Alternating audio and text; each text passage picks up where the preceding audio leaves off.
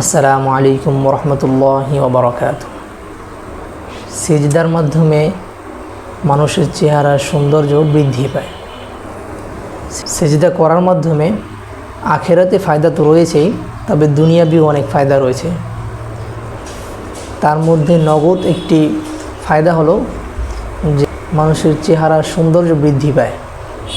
মানুষের শরীরকে যদি একটি বস্তু হিসাবে ধরা হয়, তাহলে তার ভিতরে যে হৃৎপিণ্ডটা রয়েছে, মানুষের দেহের ভিতরে যে হৃৎপিণ্ডটা, ওটাকে একটা পাম্প হিসাবে ধরা যায়।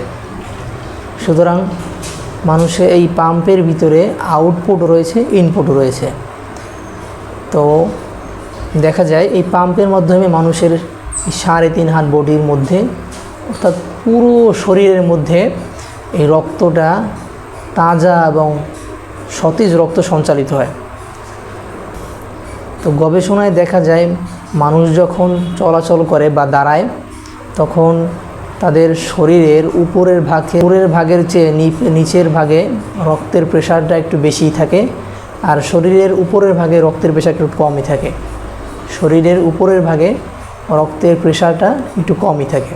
তবে মানুষের মাথা যখন নিচের দিকে আসে, তখন রক্ত পাম্পকারী হৃৎপিণ্ডটা তার মাথার উপরে থাকে। তখন মাথার মধ্যে পরিপূর্ণরূপে রক্ত পৌঁছে যায়।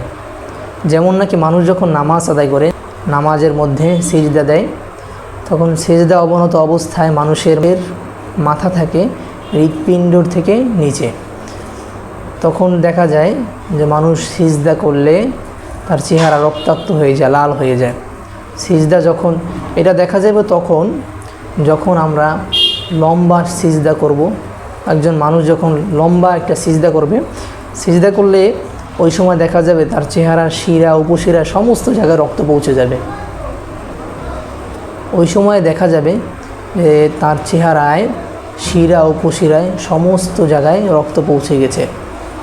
সাধারণত মানুষ বসা বা দাঁড়ানো থাকে বা শোয়া থাকে। বসা, দাঁড়ানো বা শোয়া অবস্থায় মানুষের মাথা উপরেই থাকে। তবে শুধু একটা সময়ে মানুষ যখন নামাজ আদায় করে, নামাজের মধ্যে সিজদায় যায়, তখন সিজদা অবস্থায় তো শুধু হৃৎপিণ্ডটা মাথার উপরে থাকে। তখন চেহারার ভাঁজে ভাঁজে চেহারার রগ, শিরা উপশিরা সমস্ত জায়গায় রক্ত পূর্ণ মাত্রায় প্রবাহিত হয়। রক্তে ভরপুর চেহারা তখন হয় সৌন্দর্যমণ্ডিত। এজন্যই ইবাদত বুঝার পুরুষ নারী উভয়কেই মেকআপ ছাড়াও সুন্দর লাগে। আসসালামু আলাইকুম।